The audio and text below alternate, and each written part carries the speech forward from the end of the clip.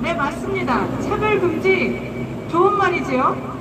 우리는 차별을 금지하자는 것에 대해 반대하는 것이 아닙니다. 그러나 여러분, 우리는 이 법안의 이름에 미혹되어서는 절대 안 되겠습니다. 양의 탈을 쓴 늑대라는 말 다 아시지요? 맞습니다. 포괄적 차별금지법은 그 속을 들여다보면 그 이름과는 정반대의 악한 의도가 숨어있는 악법입니다. 그렇기 때문에 수많은 기독교인들과 국민들께서 수년간 반대하며 목소리를 높이고 저항해오고 있는 것입니다. 차별금지법이 동성애 차별 문제로 부각되어서 기독교만의 이슈처럼 비춰지고 있지만 사실 이것은 기독교뿐만 아니라 전 국민의 표현의 자유를 억압하는 악법이라는 것입니다. 차별을 받고 있는 사람들이 있다면 우리 사회가 그분들을 보호해줘야 되는 것이 당연합니다. 그래서 우리나라는 차별받는 사람들을 보호하기 위해서 개별적 차별금지법이 이미 시행되고 있습니다. 이러한 법들에는 남녀고용상등법, 장애인 차별금지법, 교육기본법, 외국인 근로자 등록법 등 차별받는 분들을 위해 많은 법안들이 이미 시행되고 있다는 것입니다. 그렇다면 이미 이런 법들이 잘 시행되고 있는데 왜 차별금지법을 만들지 못해서 국민들의 반대에도 불구하고 저리 끈질기게 20년 동안 추진하고 있는 것일까요? 포괄적 차별금지법이 정말 소수 약자들을 위한 법이라면 현재 잘 시행 중인 개별적 차별금지법을 재개정하면 되는 것입니다. 그런데 왜 포괄적 차별금지법을 새로 만들려고 하는 것인지, 또한 이것이 시행되면 어떤 일이 벌어질지 여러분들은 알고 계십니까? 포괄적 차별금지법에는 방금 말씀드린 개별적 차별금지법에 포함되어 있지 않은 세 가지 부분이 들어있습니다. 그중 첫 번째는 성적 지향입니다. 이것은 말 그대로 동성애를 비판하지 못하게 하겠다는 말입니다. 그래서 현재 이 동성애 부분에 포커스가 맞춰져 있고 이것이 가장 중요한 이슈인 것은 맞습니다. 그렇다고 해서 이것이 전부가 아닙니다. 두 번째는 사상입니다. 예를 들면 종북 사상을 가진 사람에 대해서 비판을 하지 못하게 되는 것입니다.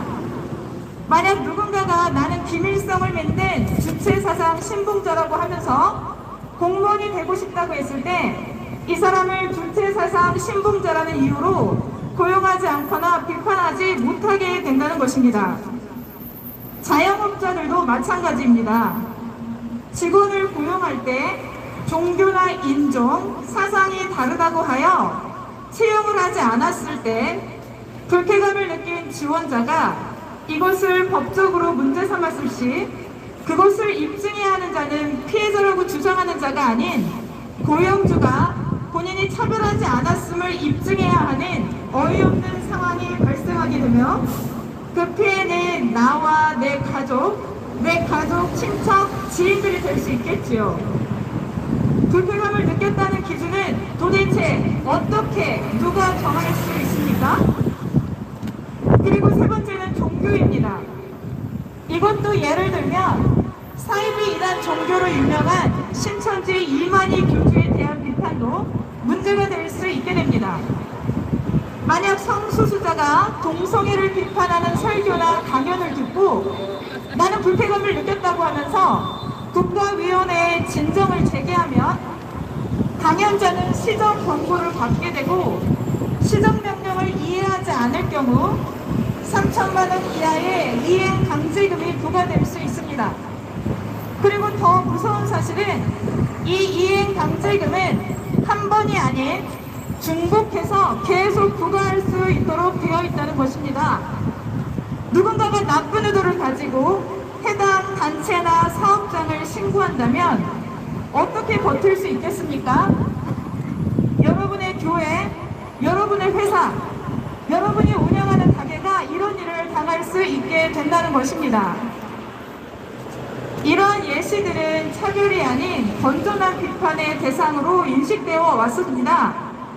그런데 이 포괄적 차별금지법이 통과되면 우리는 이런 생각들을 자유롭게 말할 수 없게 되겠지요. 자유민주주의라는 게 무엇입니까? 나의 생각을 자유롭게 표현할 수 있고 나와 다른 생각도 건전하고 자유롭게 비판할 수 있는 사회가 아닐까요? 우리는 지금까지 이런 사회적 분위기 속에서 살아왔는데 이 차별금지법이 통과되면 국민들의 입에 자물쇠를 채운 것처럼 늘 타인의 기분을 의식하며 살아야 할 것입니다. 여러분은 진정 이런 나라를 원하십니까? 그리고 동성애 관련 이야기를 더 하자면 이미 우리나라는 동성애가 불법이 아닙니다. 동성애를 한다고 아무런 처벌을 받고 있지 않으며 이미 우리 사회적 분위기가 동성애에 대해서 그런가 보다 라고 하는 분위기입니다. 동성애자들이 TV 프로그램에 자주 등장하고 있고 그러한 주제의 프로그램도 자유롭게 상영하고 있음은 우리 모두가 다 잘 알고 있는 사실입니다. 국가인권의 통계 자료를 보면 국가인권회가 설립된 이후로 지금까지 동성애 때문에 차별을 당했다고 들어온 신고 건수는 전체 차별 신고 건수의 놀랍게도 1.1%밖에 되지 않습니다. 가장 많은 신고는 장애나 성희롱, 사회적 신분 문제였습니다. 이미 불법이 아닌 동성애를 합법화하려는 시도, 여러분 이상하지 않습니까? 그럼 누가 이런 악법을 발의하고 추진하고 있는지 말씀드리겠습니다. 그 첫 번째 시도는 1997년이었고 그 이후로 반대 여론 등에 의해 아직까지 통과되진 않았지만 과거 21대 국회 민주당 소속인 이상민, 권인숙 의원 등이 발의했으며 2025년도에 민주당 조인철 의원 등이 또 가장 최근 2025년 11월에는 진보당 손솔 의원이 이 악법을 발의하였습니다. 이 포괄적 차별금지법이 통과되면 우리 아이들이 유치원에서부터 동성애에 대해서 긍정적인 교육만을 받게 될 것입니다. 심지어 캐나다에서는 놀랍게도 유치원에서부터 동성애 커플들의 성행위에 대해서도 교육을 시키고 있고 통계 자료를 보면 전 세계의 수많은 아이들이 성전환 수술을 하고 있다고 합니다. 그리고 여러분, 모든 사회적 인프라를 재정비하는데 천문학적 사회적 비용이 들 것입니다. 당연히 세금도 오르겠지요? 여러분들은 그것을 원하십니까? 우리는 그래서 포괄적 차별금지법을 반대하는 것입니다. 내 자녀와 가정을 지키고 우리나라 자유민주주의 대한민국을 지키고자 함입니다. 여러분, 대한민국의 동성애자가 다수입니까? 비동성애자가 다수입니까?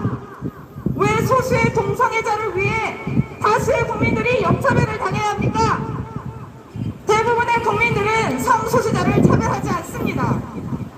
누군가는 나는 동성애를 옹호한다고 말할 자유도 있어야 하고 나는 동성애를 싫어한다고 말할 자유도 있어야 되는 것이 진짜 민주주의 아닙니까? 국민의 자유와 권리는 타인의 자유를 침해하지 않는 범위 내에서 보호하는 것입니다. 부디 광주 시민 여러분, 포괄적 차별금지법을 막아주십시오. 반대해 주십시오. 우리 자녀를 이 악법으로부터 지켜주십시오. 자유 대한민국을